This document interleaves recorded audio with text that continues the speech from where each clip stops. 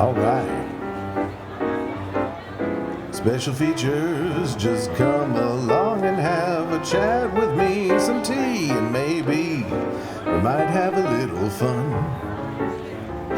Special features, just talking about the movies and then something that might strike a chord with everyone. Strike a chord with everyone. Special features. Yeah. Hello and welcome to the Special Features podcast for those of you that haven't heard before, and welcome back to episode 2 for those of you that have heard the first episode. My name is Maximilian. I am a comedian and I host this podcast with my father, the late, great, potentate, Walter Greatshell. I am late. I'm always late. But yeah, I'm Walter Greatshell. I'm author, artist, raconteur, just general pain in the ass. And I'm hoping to have some insights I can offer. If not, I'll just leave. Well, don't leave. Well, I don't know who else I'm going to do this podcast with. I may just fall asleep. I don't know. We'll see. Or the audience will fall asleep. That's fair. You do like naps. I do. But who appreciate doesn't? A good nap, yes. Who doesn't? Who doesn't? So, what shall we get into on this fine convivial? What day of the week is it? Sunday. Convivial, you mean? Convivial. Convivial. This fine day in August. I don't know. Well, I mean, have you seen? Well, I mean, by the time this podcast comes out, it's going to be September, not August. So it'll be the start of the school year. So Yes. get ready, kiddies. You know, get your pencils and your books. Get those teachers' dirty looks. Yeah, we I guess we kind of ended the summer out a little strong here. If we want to start off on a movie's foot, we just saw Alien Romulus and Wolverine Deadpool Wolverine. Yeah, that's right. Yeah, both pretty good, I thought. I mean, I thought that the Deadpool movie was extremely gory, but yeah, it was fun. I think that I'm beginning to learn more about this character because I didn't grow up reading the comics or anything like that. But I do appreciate the team up, and it was nice to see some of the lesser characters pop in there. Yeah. Well, I mean, I didn't grow up reading the comics either. It's still kind of like before my time also. I feel like, well, maybe not before my time, but like I wasn't a comic book kid. I definitely had friends that were comic book kids. Mm-hmm. But I mean, either way, who isn't excited about a story of essentially like two immortals that heal from any wounds going at each other's throats, Yeah. And the movie definitely, I think, did pretty well. Honestly, yeah, it seemed to.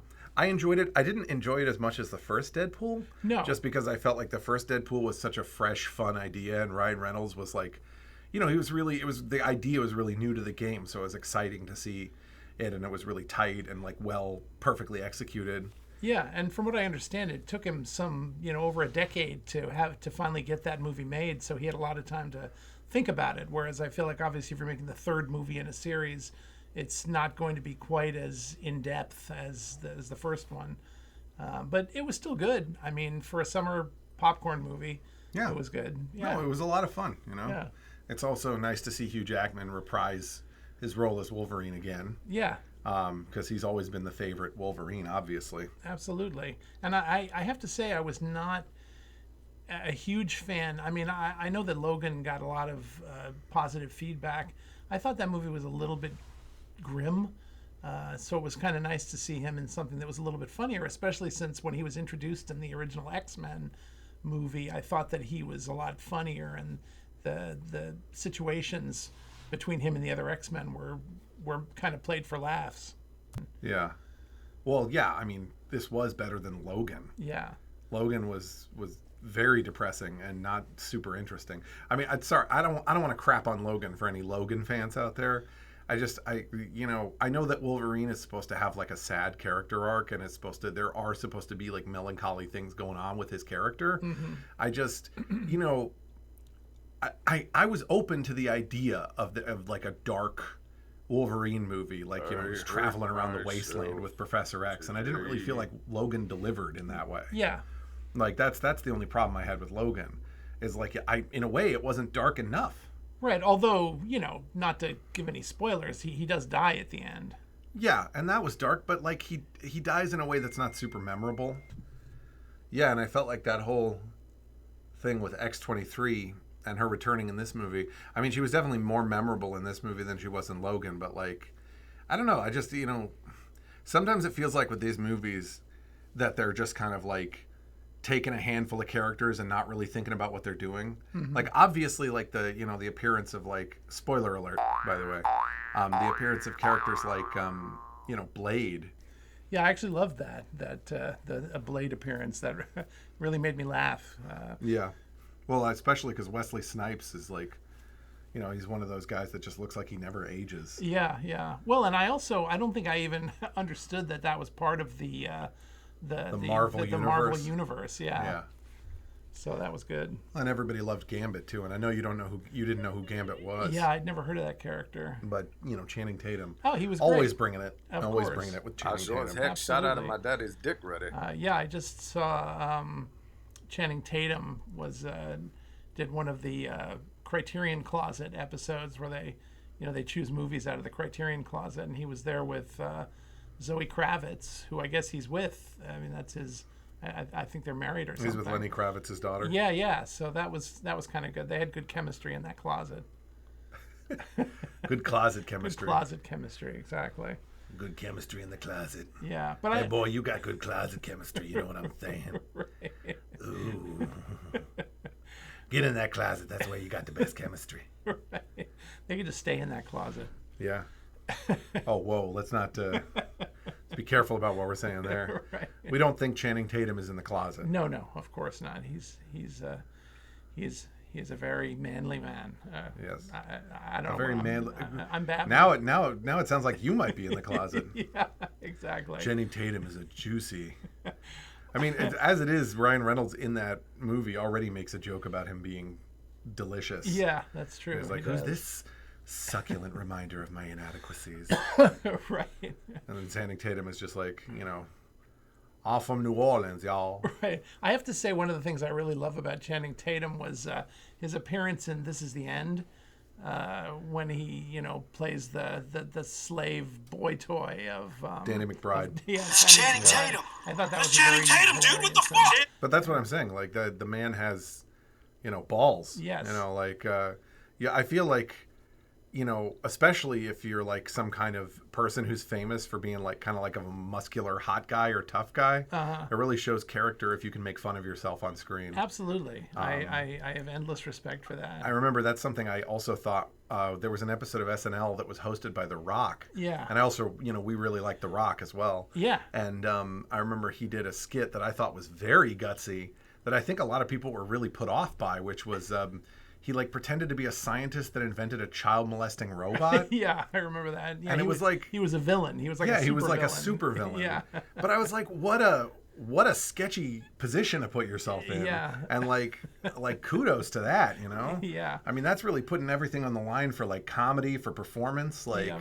Well, and also most guys won't do that. No, and actually, I think in a prior appearance on SNL, he had pretended that he was having fantasies of that character of Mango, played by oh my God, I can't think. Oh yeah, like he was Mango's lover, Chris like Kattan. Chris Kattan, Yeah. And that, I thought The Rock playing Mango's lover was like really, really pretty daring. Yeah, and it wasn't just that he was his lover. He was like obsessed with him. Yeah, like he was like a Mango stalker. Right. He was like, I've got to have more Mango. Right. Yeah. So needless to say, I mean, that's what it takes to be, a comedian if you're a big, tough muscle man. And I think Schwarzenegger always sort of understood that too. Always big, tough, being always willing to look silly, because he gets pregnant in one movie. And, that's true. Yeah. He was, but a lot of the comedic, I don't know if the only difference was that I don't know if Arnold Schwarzenegger's like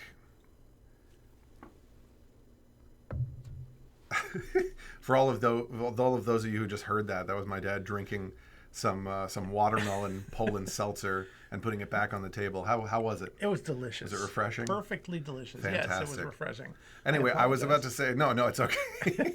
I was about to say I think Schwarzenegger's sense of humor is not quite the same as The Rock. I don't want to like shit on his sense of humor. I just think like sometimes the comedy that he did was very, very slapstick. Yes. Whereas like the Rock's comedy was more like modern and cutting. Yeah. Schwarzenegger's comedy is like, I have to deal with all these children. Oh God. And the Rock's comedy is more like like I can't get an erection without, like, you know what I mean? Like, well, I always remember the level of Schwarzenegger's comedy was, to me, always, it perfectly exemplified by he was doing an interview with the press after one of the Terminator movies came out. I think it was Terminator 2 or something. And they asked him, what his next project is going to be. And he's like, I think I'm going to make a porn film called The Sperminator.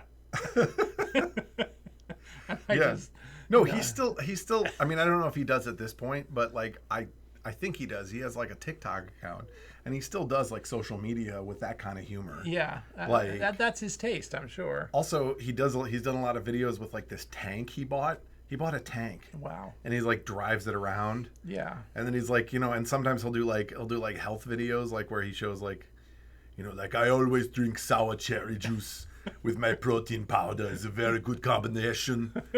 Yeah. Like just funny little things. Yeah. Well, he's, that's why he's beloved, because he's a very unique character. He's an unusual fella. Yes. Which goes back again to in the first episode of the podcast we were talking about Highlander. Yes, right. And the attempt of that other actor to become a Schwarzenegger-like character. Yeah. Which seemed to work for a while. Christopher Lambert. Is that his name? I think that's his name. Yeah. Okay. Well, either way, the only movie I've ever seen him in was Highlander. But let's not break too much back into Highlander. Yeah. But yeah, I mean, back to, Deadpool Wolverine. I think overall a fairly successful film. Definitely, I know the actors already talked about the fact that they were trying to do like kind of like a buddy comedy, kind of like guys that hate each other on the road together kind of thing. Like, right. What's that movie called? Like, I don't know, like Midnight Run. Yeah, or something. like Midnight Run. Right. Yeah, like Midnight Run, or like I guess like kind of like Planes, Trains, and Automobiles in a way, but like more like dark, obviously. Sure. I did think the villain was better in this one than in the first Deadpool. Like, I love the first Deadpool, but like, I guess female Professor X is definitely more of like at least a recognizable villain to some extent. Yeah. Because even if you don't like know her lore, you know who Professor X is. Right. So if there's like an alternate reality female Professor X, you're going to be like, oh, she has, scary mind powers. Yeah. No, I agree with you. She was more interesting than even though I love the first Deadpool movie, the British villain, which was actually something they were making fun of in the movie. Yeah. That it had a British villain, but well, that's what they keep joking about. Like every movie is like, it's another British villain. Right. And of course that is a bit of because it's a cliche, and also if you have a villain who's just not really striking in any particular way, it's a problem, because villains should be fun. Yeah. They should always be over the top or interesting in some way. No, absolutely. I mean, that was not just have like one identifying characteristic that makes them different from the other characters. Exactly. Yeah. But that in that way, I thought that female Professor X was better, and I like the the special effect of having her put her hands in people's heads. Yeah, I thought that effect was so good that it almost struck me as, why are more modern horror movies not making better use of CGI that way? Because you could do the most bizarre special effects, like weird deformations of human faces and people, and you could really make some stuff that would be nightmarish. And it's almost like they're holding back because they don't want to be too scary, which I've never understood. I mean, all we're doing is skibbity toilet. Yeah, and exactly. that's definitely not like plumbing the realms of CGI, just because that's basically just reusing old assets. Yes, and compiling them, which is interesting in its own right, I suppose, as an art form. But like, yeah, I agree. I feel like there's a lot of flexibility in the digital realms. We could basically be making movies about anything, and we don't really push the limits a lot. Yeah. And I guess in that way, it was fun to see, them trying to do at least a few more interesting things with the medium. Yeah, I liked that.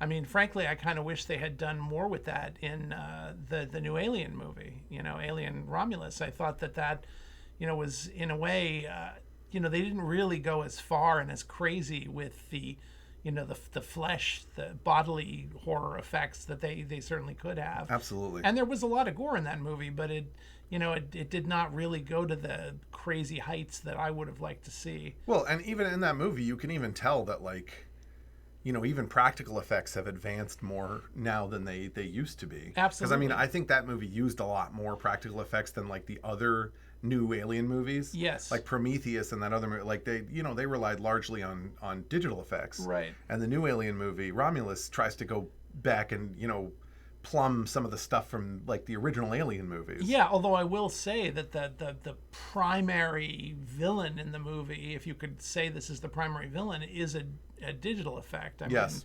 It's a facial, it's like a deep fake. It's a reconstruction. Exactly. And I don't think it wasn't a great one. And it was not ideal. Yeah. It was it was just another attempt to, like, bring back a dead actor, essentially. Yeah. Not a dead actor, but, like, an actor that hasn't been, like, around a lot. Yeah. And actually, if they had been able to do it very well, I could imagine it might have worked. I don't think that it was a particularly successful effect.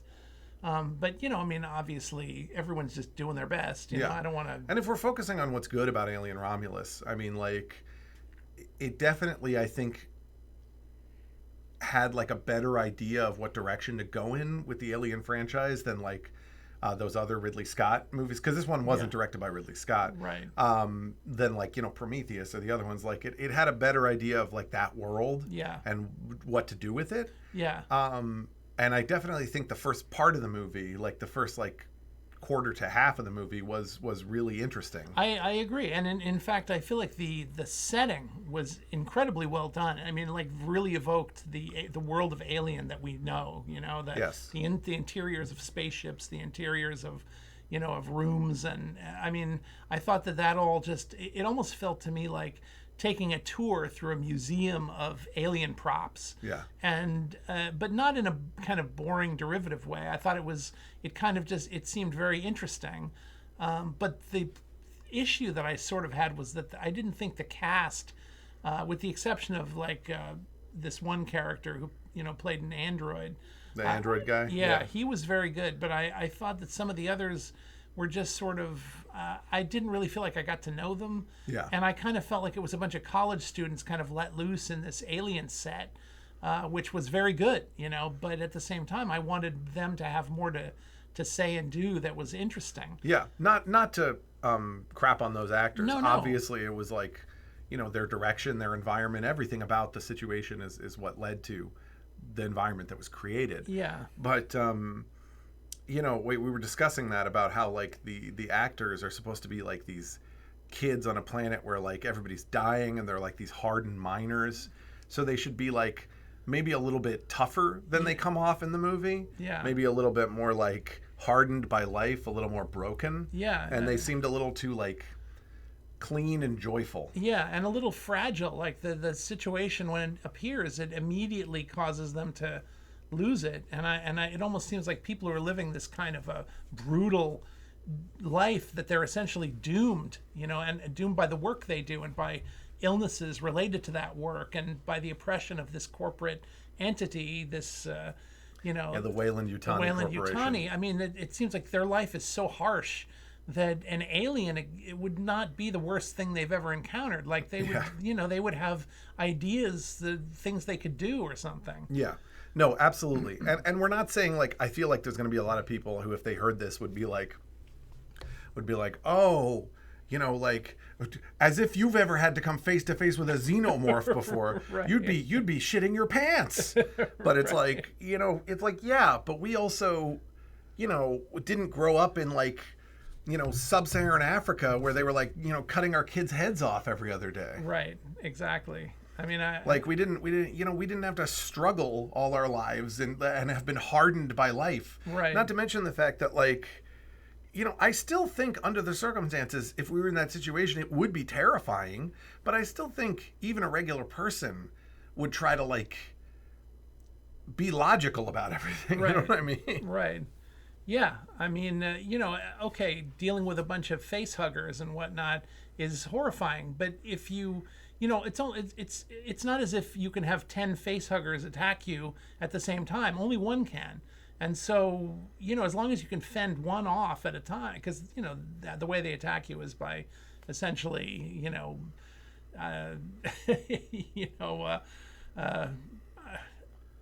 They grab your face. They grab your face. Yes, that's right. And what are you gonna say? They like assault you? Yeah, it's Yeah. Well, it's a little more than just They grabbing. put the face hugger penis. Yes, exactly. Yeah. Down your throat. Yeah. And that's horrifying. I mean, there's no question about it. And I did like the way that they actually represented it in this movie, because that's something we haven't really seen before. Yeah. And that was good. But at the same time, it seems to me that if you're fighting these things that are essentially animals, you're going to fight them the way that you fight animals. Anyway, I don't know. We're getting too specific. Yeah, I get what you're saying though. It's the kids. Their performances should have been more like aggressive and dynamic and likable in a way, I guess. Because you think about the original characters from like the original first two Alien movies, and all of those characters are kind of like perfect for their environment. Right. Because, in the first Alien movie, you have these people that are essentially space truckers. Right. And like Ripley just happens to be the most badass of all of them. But, you get the impression that these people also probably had hard lives. Right. And like, I don't get the impression that any of the people in that movie necessarily died easily. A lot of them were just caught off guard. Right. And then in the second Alien movie, it's like, a bunch of Marines essentially. Right.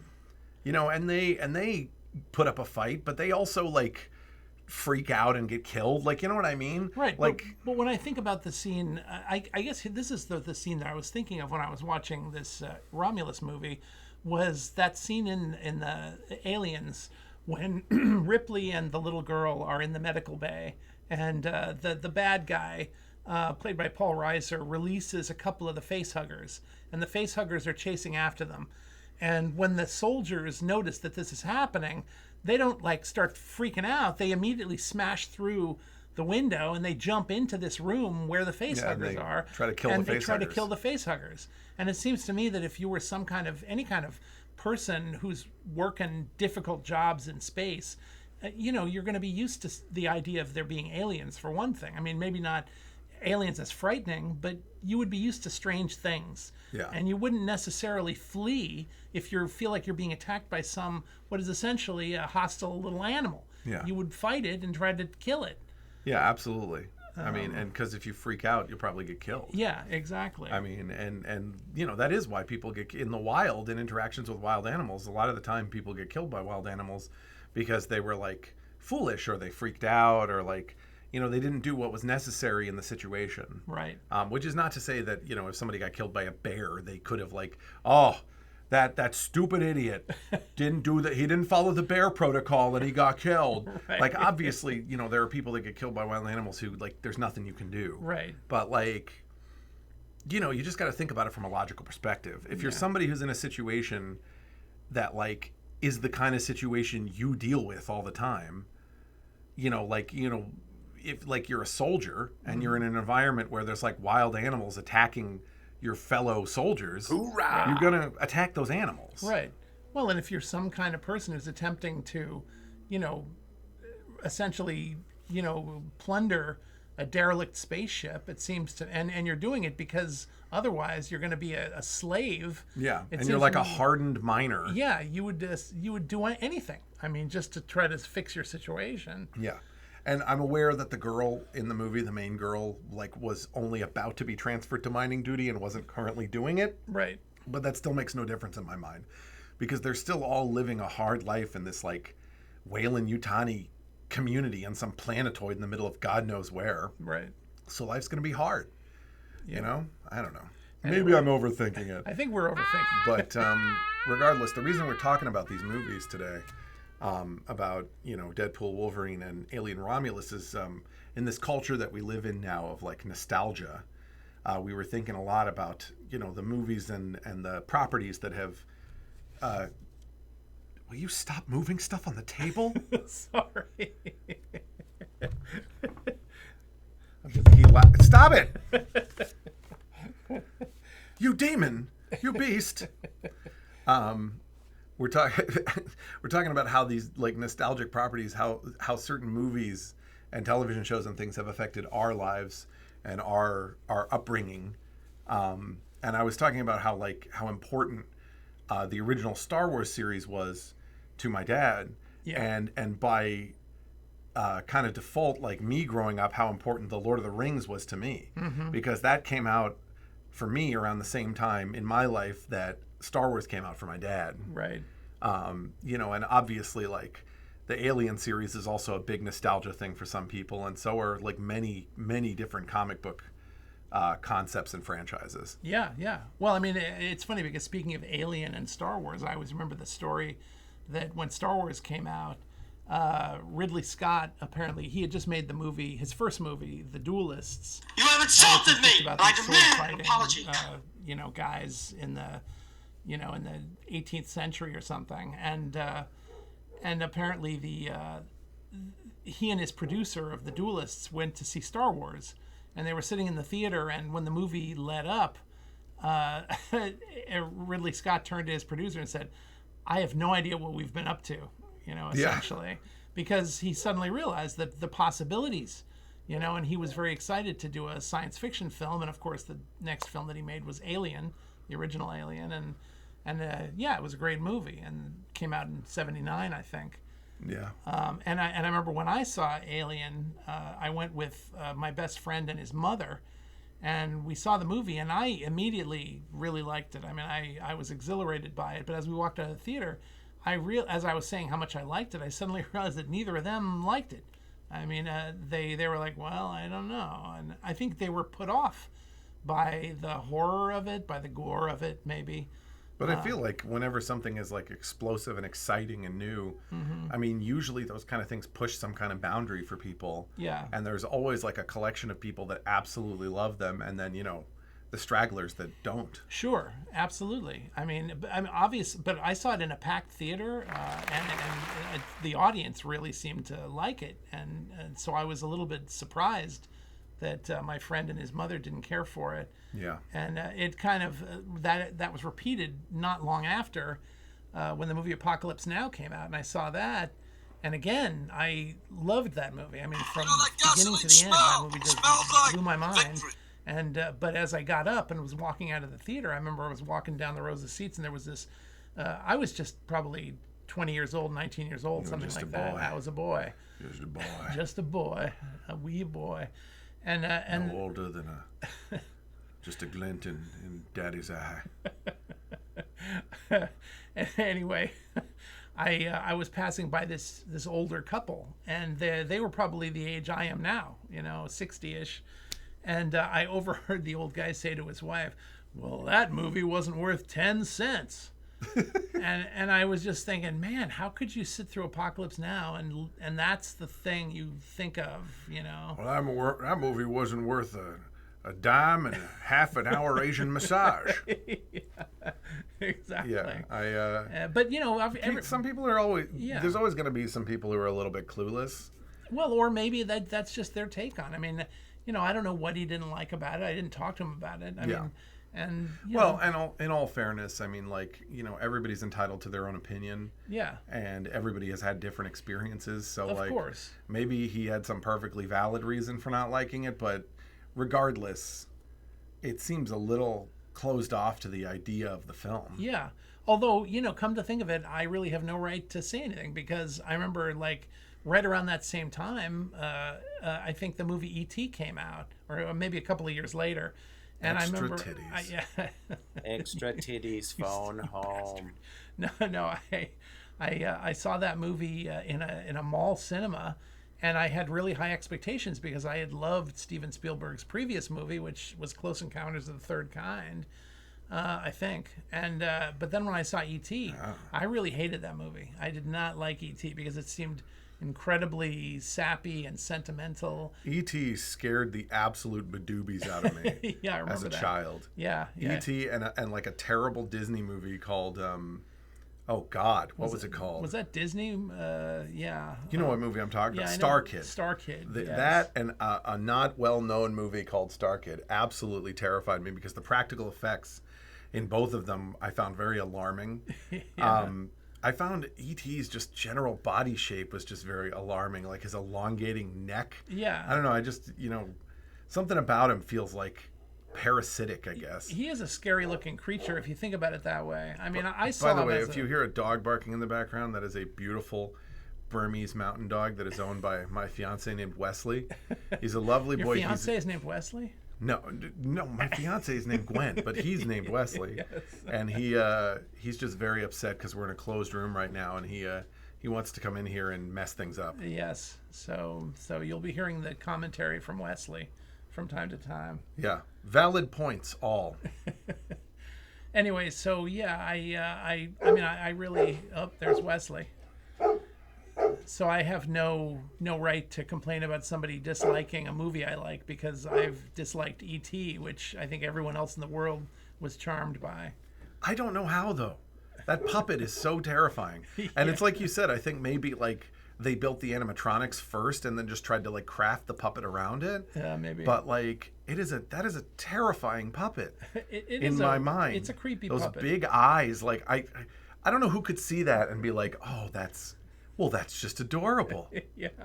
E.T. the extraterrestrial. Gotta help him phone home. Right. Also, he has like powers to heal you. What else can he do with those powers? Right. Yeah. Yeah, I don't know why, but I'm just in the Neil Diamond song "Turn On Your Heart Light" is playing in my mind. Oh, Jesus. Turn on your heart light, let it shine wherever you go. Oh man. So anyway, but so Star Wars was important to you as a child? Yeah. Star Wars blew my. I mean, that was an amazing experience because I remember my friend had heard that this movie was coming out, and he had gotten the little the novelization, which had a section of photographs, and she showed me the photographs, and I couldn't make sense of these pictures. Like I didn't know what the hell I was looking at. I mean, it looked like there was some robots and some things, but like for instance, a TIE fighter, which is now this image that everyone understands. At the time, it just looked like it's some kind of ball with like wagon wheels. I really didn't understand it. But he and his mother were going to go see this movie at the Grauman's Chinese Theater. And so I was like, yeah, I'll go. And so we basically went for a matinee. And I remember when the movie screen first opened and you had that scene with the giant Star Destroyer passing overhead. That, I mean, I had never seen anything like that. And it was just completely life-changing for me. Well, that opening scene is a classic. It's an amazing scene. And, with the music, the John Williams music booming out. And, yeah. Well, what I really loved about Star Wars, especially the first time that I saw it, is how cute the robots were. Just adorable. They are so cute. Yeah, I think you're making fun of the fact that actually my friend and I, after Star Wars came out, we went and saw the Disney kind of homage to Star Wars, which is called The Black Hole. And as my friend and I were leaving the black hole, his comment about that was he thought the robots in the black hole were even cuter than the ones in Star Wars, which to me was not just a weird comment. Yeah, it was a strange thing to say. I don't know why. But if anybody out there knows and has access to the email address for this podcast, let us know if you thought that C-3PO and R2-D2 were adorable, just unbearably adorable in those Star Wars movies. Yeah. Whether or not you want to keep them as little pets, give them kibble or whatever. They're cute. They're very very metallic. That was my first thought. Just adorable.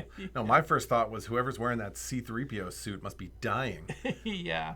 I once I started reading about how Anthony Daniels couldn't move because the edges of his metal suit would like act like a pair of scissors and like slice him.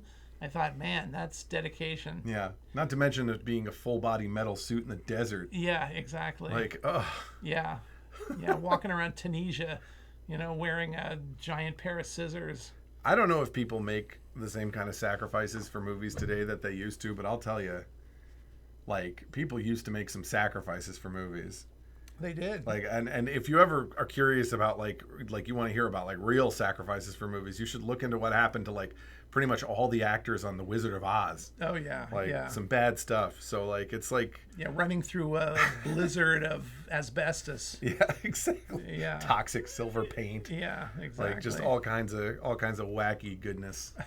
But yeah, to answer your question, Star Wars was tremendous for me, and I saw it something like 40 times the first summer that it came out. 40 times. Yeah. My best friend and I would just go as we would sit through like 2 or 3 showings at a time because they wouldn't kick you out. You could buy one ticket, and and I mean, that was the whole thing. And Sorry, go ahead. No, I was just gonna say we were so obsessed that we actually when the toys started coming out, which wasn't immediately. We went on a shoplifting binge and stole a bunch of the toys and ended up getting caught and thrown into the drunk tank, and my mother had to pick us up. Yeah, didn't the police make fun of you while you were there? Yeah, it was it was kind of sad actually. We were being booked in, and there were these 2 runaway teenage girls who were about our age who were also being booked in, and one of the and we were trying to be all kind of look tough like for these girls. And one of the deputies said, "Hey, girls, guess what these guys are in for?" And we were like, "Oh man!" And they were like stealing dolls. So woo! So that was the end of any super cool any coolness attempts on our part.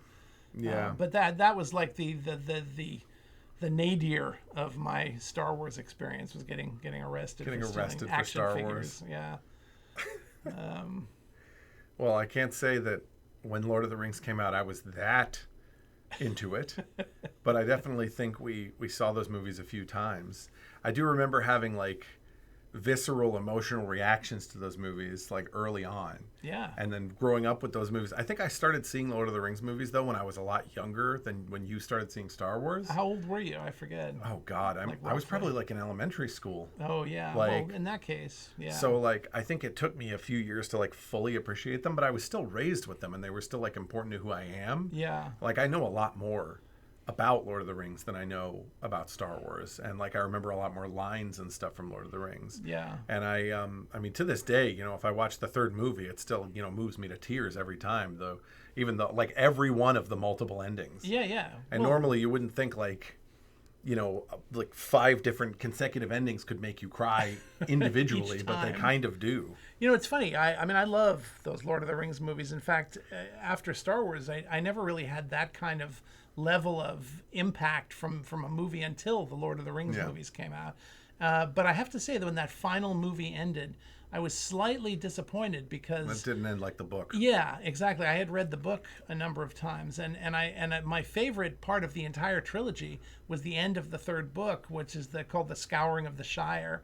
And when the hobbits return to the Shire after this whole thing that they've been through with the war, and when they get to the Shire, they discover that it's been destroyed essentially and turned into this kind of industrial wasteland by a bunch of horrible ogres and slobs and evil men and stuff, and the hobbits are essentially who live there are essentially all like imprisoned. They're slaves, exactly. Well, maybe they'll do some kind of like a short film, like alternate universe redo of that or something. Yeah, well, I always wish that they would have filmed something like that and could have put it into the into the special features.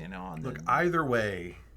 Oh, nice callback to the title. Exactly. But either way, I still think that movie ends beautifully. Yeah. Oh, it does. But I do remember in the theater, like sitting there, and you being like, "Just wait till the end, it's coming." And I'm just like, "What happens at the end?" And then we get to the end, and you're like, "Oh, it didn't happen." Right.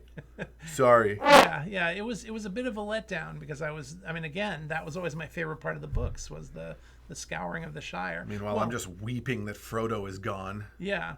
Well, what's good about the Scouring of the Shire is that it's really the first time that you get to see the hobbits acting like the incredible badasses that they've learned to be. That going through all this battle and everything has turned them into these, warriors, essentially. So when they go back and they discover that the Shire has been taken over by bad guys, they're prepared mentally. They are not ready to accept that this is going to just stay this way. They're going to fight for it. So there's a final war to kick all the bad guys out of the Shire, and I always thought that was really great. Well, I'm glad we've covered that. Yeah. Now we know how the book ends. Yes. For those of you listening, kiddies, it is worth a read through of the books for sure. There is a lot of stuff in the books that's not in the movies, but I do think the movies are a very well-made, concise representation of the books. Oh, absolutely. Now, keep in mind, I'm biased because I saw the movies long before I read the books, and a lot of people who saw the movies obviously had been waiting years or decades to see those movies come out. Yeah. I'm sure there were tons of people going to see those movies who had been like, young adults in like the 70s, who read those books and who were like, why don't they make a movie? And who weren't satisfied by like, the animations that came out or whatever. Sure. Like a great adventure Right. for you lies ahead. Yeah, and I actually loved those cartoons when they came out, but they're no substitute for what those incredible movies. No, they're not. And it's funny because They're fun though. Oh, they're fun. Kind of like they make me think a lot about like Ralph Bakshi projects and stuff, like and in Wizards. fact, I'm sure Ralph Bakshi was influenced by those things too. I mean, when he did Wizards, obviously he had always wanted to do Lord of the Rings. He did finally do a version of Lord of the Rings. But he did his own first. Well, yes. With Black Wolf and Schmauzau or whatever the wizards and wizards are named. Yeah.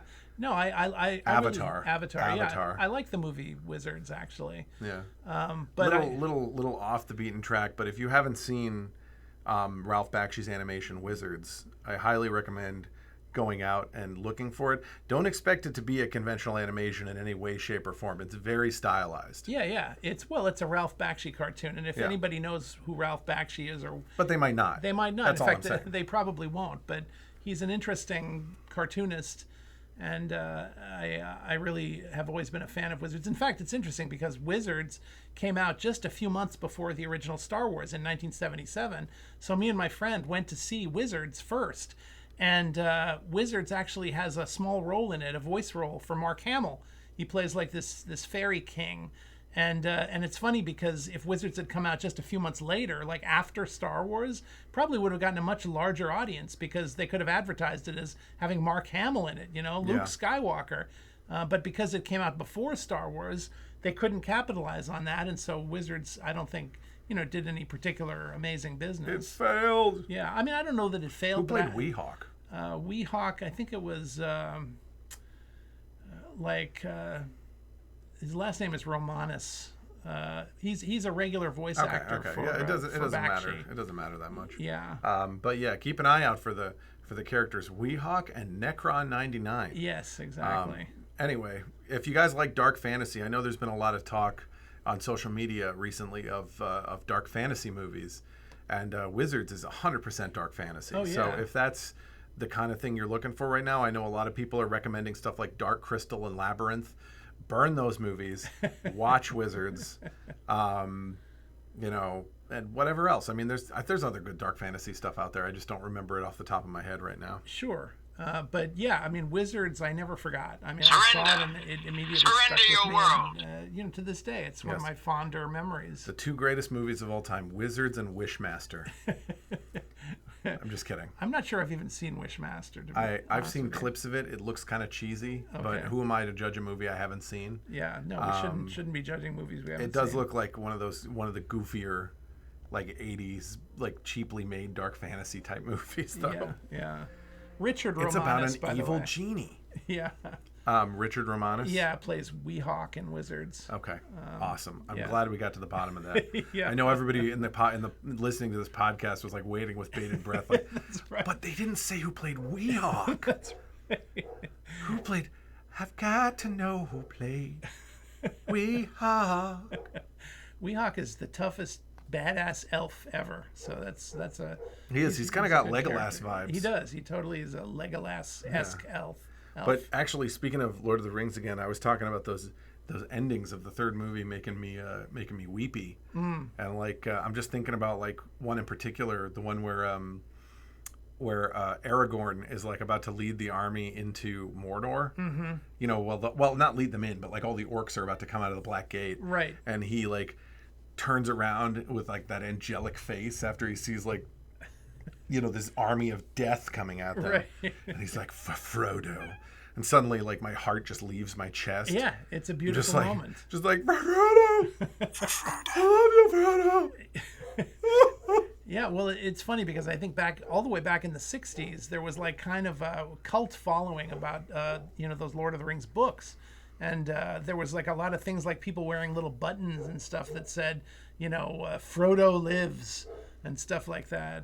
There was people carry it on. Yeah, exactly. Yeah, but that's what I'm saying. Like all of these things pass down through the ages. But I feel like some stuff gets lost along the way. Like I wonder what I'm trying to think. Like I wonder what people like, whose childhood was like in 1900 are nostalgic for. Mm. You know what I mean? Yeah. Like because I know so little about that era of like, I mean, I know basic historical stuff, but I don't know like a lot about what being alive was like in that time. Yeah. Or like what people whose childhood was in the Depression, what are they nostalgic for? Yeah. Are they nostalgic for Depression era food? Because I don't think, probably not. Well, I think that, if you talk about English people, obviously there's things that they still remember from when there were times of famine in Like England. beans and toast. Beans on toast, exactly. I mean, that's like beef pie and crumpet chips right. with a bottle of ale. We're getting into Monty Python, but yes, Yeah. absolutely. And so what if we are? No, I'm all for Another Monty thing Python. to be nostalgic for, Monty Python. Yes. Monty Python is a big area of nostalgia for many people. Absolutely. Although I think it's falling by the wayside more and more. Yeah. Unfortunately. Yeah. But again, we're losing a lot of things because of, times moving on and because the loss of, pop culture is... and internet culture. Yeah. Well, that's something we were just talking about the other night because I was in a karaoke contest and I had to sing like through 3 rounds of songs. And in the second round, I chose to sing a song from the Rocky Horror Picture Show, Yep. which was like, to me, one of the best numbers in the show is the number Sweet Transvestite that Tim Curry sings. Yep. And I sang that. And the amount of recognition seemed very, very low. Yeah. Like I lost because of that song. Yeah. I sang that song really well. Don't get me wrong. Like I can kick butt on that song. Yep. And well, do you agree? Yeah. Oh, absolutely. Yeah. No, I think it's just in the back. He like, yep. No, he's terrible. He doesn't know it. I don't have the heart to tell him. Yeah. But, No, it was you needed the fishnets. But yeah, I was disappointed because it seemed like, I don't know if people thought it was offensive because it has the word transvestite in it. Yeah. But it's not an offensive song. It's a very silly kind of powerful ballad about like, being an alien from a sexually liberated planet, I guess. Yeah. It's a rough. I mean, it's a rock and roll song. Yeah. But I will say I've been thinking about it, and I think that we have to remember, and this is part of the problem, is that people like you and I who are obviously interested in popular culture, we're interested in you and I who are elevated geniuses. Yes. Who are better than most people. Right. Yes, people like you and I, the angels, the true, the true great people of this world, the chosen ones. Just here's the thing: when Rocky Horror came out, it was a protest against conventional conformity. Yeah. Exactly. And I think that when you talk about a song like like Sweet Transvestite or something like that, that song is meant to be shocking. Yeah. Okay, it was designed and written to be kind of a shocking and funny song. And I think that, people who went to the theater or originally to the stage, because this was a play initially. Yeah. But people who saw that originally were there because they wanted to have an experience of somewhat being not shocked because they were expecting it to but be. it's a counterculture It's a thing. counterculture thing. Exactly. No, I know, but that's exactly why I expect it to hit the same now that it used to. Because like I've known a lot of people growing up that were very familiar with that movie because of their parents. Sure. And like especially like in alternative communities, like the place that I performed this song was not like some backwoods like Texas bar. This was like an upscale like modern pub type restaurant in Rhode Island that has like a drag brunch. Like so I was thinking like this is youth culture. This is counterculture. Like they're gonna know Rocky Horror. You would hope so. I mean, I would have hoped so. I think, though, that the crowd for the karaoke contest, might not have been the same crowd that comes for the drag brunch. Yeah. Is all I'm saying. Which is why next time I'm going to sing "Walkin' in Memphis" yeah. or like "God's Country" by Blake Shelton. Yeah, I that's just think probably songs that really speak to the earth. Yeah. You know? And it's a shame because, obviously any song from Rocky Horror is going to be a good song. Put on my blue suede shoes and I boarded the plane. Yeah. Touchdown in the land of the Delta Blues. In the middle of the pouring rain, and I'm walking in Memphis. Yeah, they would have loved that, especially because they liked a lot of the vocal highs on a lot of those songs. So I feel like you get to the point where it's like, are you a Christian, son? And I said, ma'am, I am tonight. Everybody starts like cheering and crying. Right, exactly. See, but that's the thing. That I mean, in a way, it's if you want to have a safe response where everyone acknowledges this thing that they all have the shared experience of, you got to do a safe song, which obviously it's just sad. Because so many of the songs I heard people singing during that contest were like just these really uninteresting power ballads. I mean, there were some good songs too. There were some really good songs. There was like some Peter Gabriel in there. There was like some, some really catchy, good quality pop. Right. But like, not to pigeonhole Peter Gabriel as pop, but right. like, I just feel like there were a lot of songs in there that were just like these very like if you don't love me, you gotta learn to love me tonight. Right. Because our love is something unbreakable and you gotta hold it tight. Like, just these really banal, kind bland of ballads. Yeah. Yes. Here's the funny thing, about Rocky Horror is that when I was a kid, I used to get this magazine called Famous Monsters of Filmland. And this magazine was always filled with stills from all kinds of movies, but usually horror-related movies. And so they would have a lot of things from Frankenstein and the Wolfman and the Mummy, and all this stuff in there. And some of the pictures were a little scary because I was, maybe 12 years old at the time. But one of the things that always struck me is that there was pictures from the Rocky Horror Picture Show in there. And as a kid, I had never seen the Rocky Horror Picture Show. I didn't know what it was, but some of the photos were a little bit hard to fathom. Like you'd see Tim Curry wearing, like fishnet stockings and lipstick and that sort, and a bustier. And I'd be looking at that going, what kind of movie is this? And it wasn't until years later that I saw Rocky Horror and realized what kind of movie it was. It's a great movie, of course. Yeah. But it was interesting to me that Famous Monsters, which was dedicated to, horror movies, would include this in the pantheon of horror movies. Yeah. I still don't quite know why they did that. I'm glad they did it. It was interesting. I think a lot of people who do like serious analytical writing don't really have an idea of like what is supposed to be like farcical, I guess, or like a parody, or like like what's his name? What's the guy who directed RoboCop? Oh yeah, Verhoeven, Paul Verhoeven. Yeah, like that kind of work. Like, satirical. Satirical. Yeah.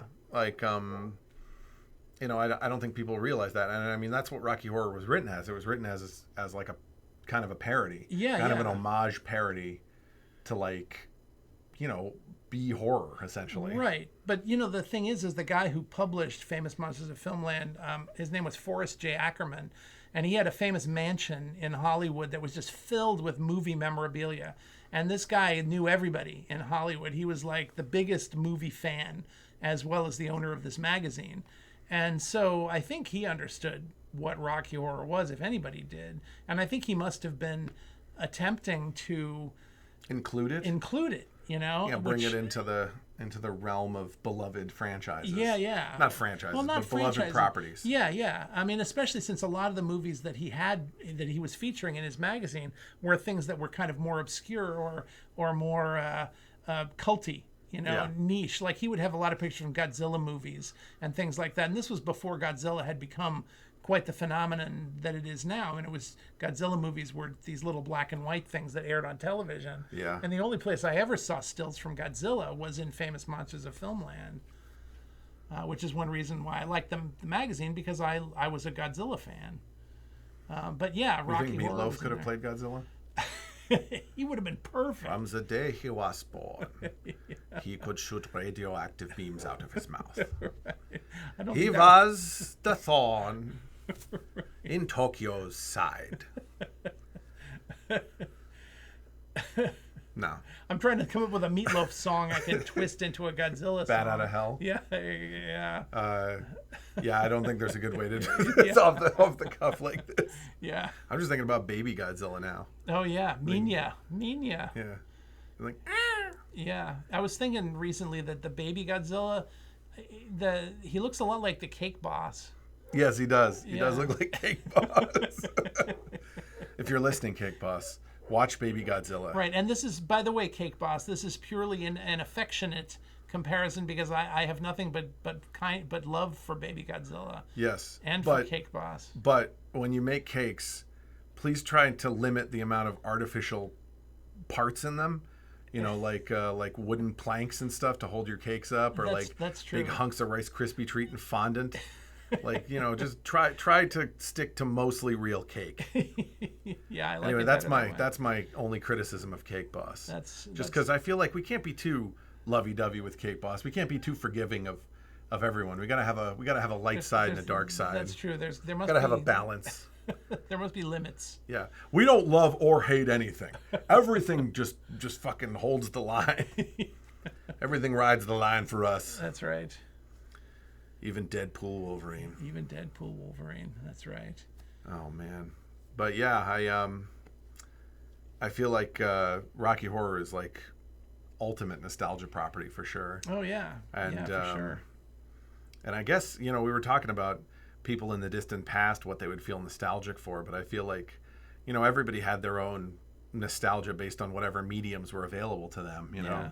Yep. I'm sure there were painters who felt nostalgic for the Renaissance. I'm sure there was all matter of things. I mean, you remember the movie Midnight in Paris, you know, Yeah. Woody Allen's movie with Owen Wilson. Yep. You know, that movie's all about being nostalgic for a time that, you know, you're not a part of. Oh yeah, yeah, You know, and I feel like we're trying somehow in our current culture, we're trying to like just live in that nostalgia, which I think is kind of I mean, you should watch Midnight in Paris, and I feel like our culture needs to see Midnight in Paris to understand like why it's maybe a bad idea to just completely soak in nostalgia all the time. Yeah. And I think they understand that. I just think the studios that have the power right now aren't really getting the picture. They just want to keep making money, and they think the best way to keep making money is just to use existing properties that people remember that they will go and buy movie tickets for. Yes. And I think part of the reason they're doing that is because the studio system's having a lot of trouble right now, especially with like turnout to movies and stuff. Yep. And you know, of course, all the stuff with the writer's strike and everything. Like, you know, it's they're finding it difficult, and they're struggling, and they're not really sure what to do and how to proceed. Right. So they're just doing what they think will be the easiest path to money. Yep. Yeah, and it's a tough thing because it's always going to be a crapshoot to do something completely original or as original as you tried to make it, because the more it's unrelated to other existing successful properties, the less you can be sure it'll ever make a cent, you know, or that anybody will want to go see it. But the ironic thing is that it's only the thing that's truly original that can start a new franchise. Yeah. You know, that can make the explosion. Well, and I do have some hopes in regard to like, because obviously the studio system is one thing, but like we also have all these news systems with all the, you know, social media and streaming services. So right now, really, it's a better time than ever before for like small creators to be creating original concepts and putting them out there for the public to see. Yeah. Now, obviously, social media has its own problems because we have the algorithms to deal with. So not always the best or most interesting stuff gets pushed to the top. You know, with streaming platforms, you kind of still have to know somebody to get in there. But like, I feel like even with all that stuff in place, there's still more opportunity now for small time creators to put stuff out there than there was before. Now, whether or not people have the ability to create like interesting original ideas at the same level as they used to is questionable. yeah. I mean, there's still interesting creators out there. I just feel like the internet has created so much backwash that a lot of people have been raised on nothing but nostalgia and backwash. And so as a result, it's harder to spark, you know, real interest in really novel concepts. Yeah, it's true. And I also feel that I mean, maybe it's because I'm getting older and I'm, I'm kind of a bit of a burnout or something. I don't know. I'm finding it harder to find projects, like movies, TV shows, even books that get me as excited as, the best things used to. Yeah. I mean, like who's the new Stephen King now? Who's the new Stanley Kubrick now? Exactly. I'm waiting. People should read your books. they should. Yeah. Yes, absolutely. I still think the first my dad wrote a series of books about zombies, but not like zombies like you've ever heard of, like a completely different kind of zombie. Spelled with an X. Yes, zombies spelled with an X, which a publisher kind of forced on him. Yeah. But the first of that zombie series, the first book, and I don't want to say anything bad because the whole series is great, but that first book is, I legitimately feel, one of the best sci-fi books in like recent history. Well, thank you. If you're interested, and that's just my opinion. I'm not trying to push my dad's books on here. I'm just saying, like, if you're interested in a new sci-fi concept, I really think it's genuinely interesting. It's Zombies Spelled with an X by Walter Greatshell. Yeah, well, thank you. I mean, obviously, I would like my own work to Buy my to book. be developed. Yeah, but I think that I would also be happy to read something that would get me, genuinely interested. Yeah. I'm waiting Absolutely. for that next thing that thrills me. And, Something that is interesting. Yeah, exactly. Because I feel like a lot of stuff is, even the new properties, even stuff like Game of Thrones is just, in some ways rehash. Yeah, and in some ways a little too slow to follow. Right.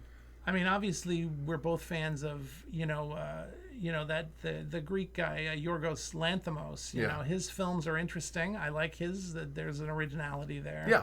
No, there's still sparks of creativity every day. Yeah, yeah. It never stops. No, of course. But we have to stop right now because we have already gone over our time for the podcast.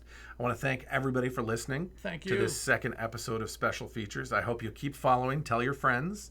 Tell your friends' friends. Tell your friends' mothers. Your friends' cousins, uncles, sons. Let them know. Let them all know. And we'll be here, and we'll be coming back next week with a Halloween special, which we're going to film a video version of and put on YouTube. So Nice. get excited for that. And that Wesley says goodbye as well. Yeah. And we'll see y'all on the flip side. Adios. Boop.